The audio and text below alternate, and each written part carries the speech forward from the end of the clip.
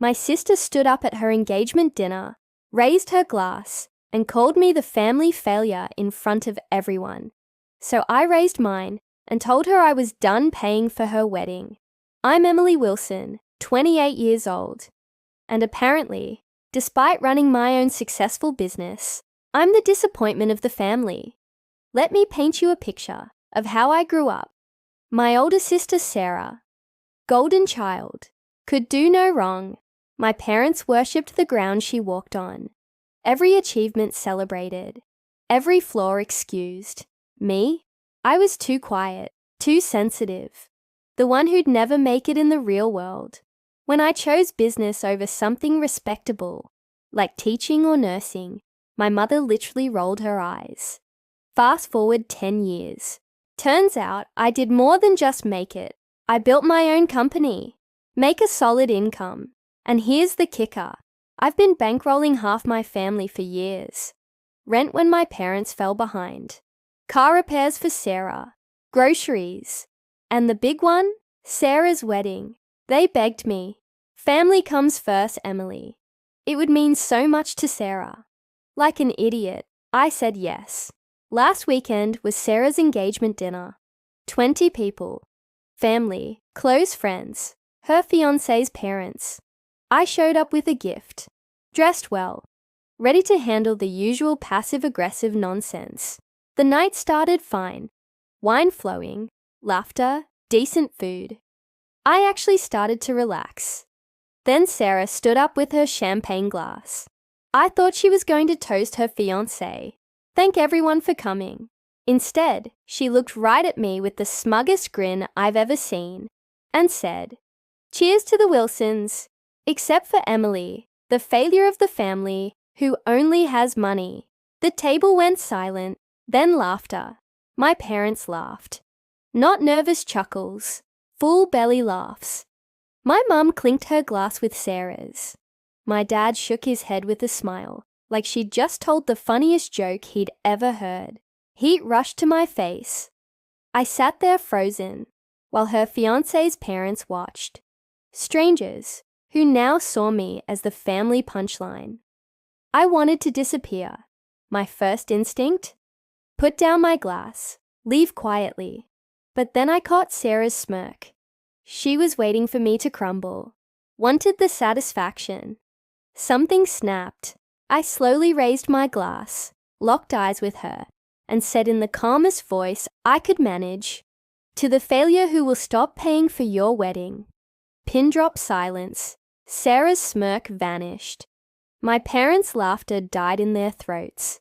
Sarah's friends looked like they wanted to crawl under the table. Her fiancé just stared. I took a small sip, put my glass down, sat back. The point was made. The rest of the night, tension you could cut with a knife. Mum shooting daggers at me. Dad muttering about me being dramatic. Sarah avoiding my eyes completely, whispering angrily to her fiancé. I stayed until dessert. Didn't want to give them the satisfaction of storming out. The second I got home, my phone exploded. Missed calls. Angry texts from my parents about how I ruined the night and embarrassed Sarah in front of her future in-laws. Sarah sent me paragraphs about how I don't get to back out now, how contracts are already signed. They expected me to laugh along, to swallow it like I've swallowed every other insult for years. They genuinely thought I'd keep footing the bill while being their family clown. Not anymore. My phone didn't stop buzzing until 2 a.m. The messages went from angry to desperate to manipulative in hours. "Mum, you embarrassed us in front of everyone. Do you know how hard it was for Sarah's future in-laws to see that? Dad, you can't just say things like that when you've already committed money. Contracts are binding, Emily. Sarah, you think you can just walk away. Everyone knows you're paying. Don't humiliate me further." Not a single message said, "Sorry." Not one acknowledgement that the toast was cruel. Just anger that I'd pushed back. By morning, 42 unread messages, 11 missed calls. I muted the group chat. Then my mum showed up at my apartment unannounced. barged in like she owned the place, slammed her purse down, started lecturing me about how I needed to fix what I said. Apparently, Sarah had cried all night. Apparently, her fiancé's family was concerned about instability because they saw me threaten to pull out. I asked her calmly, "Mum, did you think what Sarah said about me was okay?" She looked me dead in the eyes and said, "It was just a joke. You take things too seriously, Emily. You always have." I laughed. Not because it was funny, because it was so predictable. I told her, if humiliating me in public is a joke, then my finances are a joke too, which means I won't be paying another cent.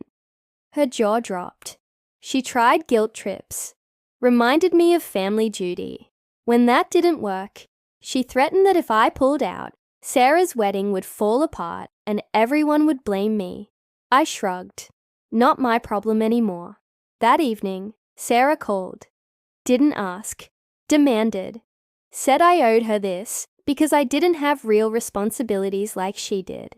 Said I should be grateful to even be included in the wedding because she was considering not making me a bridesmaid after my stunt. I actually laughed out loud. She was dangling exclusion when all I wanted was distance from the entire mess. I told her point blank, "Sarah, I was paying out of kindness, not obligation. You burned that bridge the second you stood up and tried to humiliate me in front of your fiancé's parents. I don't owe you a thing anymore." Then I hung up. For the first time in years, I did something that felt like taking control of my life. I sat down with my laptop, opened every invoice and email tied to her wedding, and started making calls. The venue told them the cardholder, me, would no longer be making payments.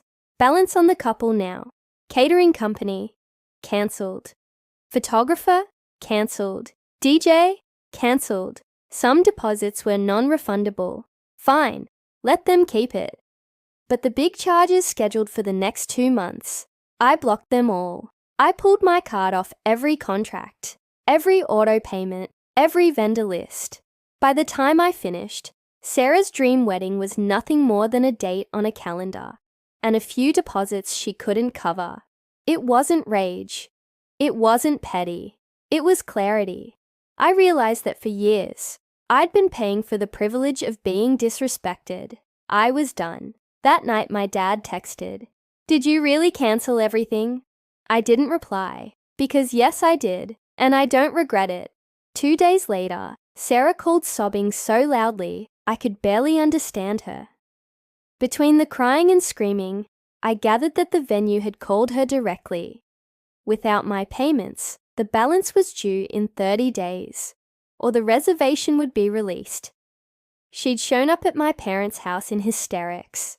Mum called minutes later, voice sharp and cold. "Emily, fix this. You can't just walk away. People know you are paying, and now you're making us look like fools." I asked if she'd consider reimbursing me for the thousands I'd already lost in deposits. Silence. Then she changed the subject, lecturing me about family reputation. That night, Dad tried his own tactic. Called and started with, "Emily, you've always been so independent, but don't punish your sister for a bad joke. When I didn't bite, he switched gears. If you don't step up, you'll be disowned. We won't forgive this." I told him calmly. "Then disown me. At least it'll be cheaper." Click. He hung up. The next morning, Sarah showed up at my office. Yes, my office. She caused such a scene in the lobby that security had to escort her out. She was screaming about how I ruined her life, how no man will marry a woman with a cancelled wedding, how I owe her for everything she's ever done for me. Spoiler, she's never done anything for me. My co-workers stood there, wide-eyed watching the meltdown. Embarrassing as it was, part of me was glad. For once, everyone else got to see how unhinged my family can be when they don't get their way. Later that evening, my cousin called, said the story had made its way through the family grapevine. Apparently, my aunt openly asked Sarah at brunch, "Why would Emily keep paying after you called her a failure in front of everyone?" Sarah's only response, storming out, "Here's the kicker. Sarah and my parents are now scrambling to find new funding. They've been calling relatives asking for loans.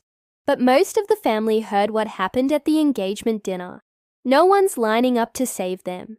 My cousin said, half the relatives think I'm a legend for finally standing up to them.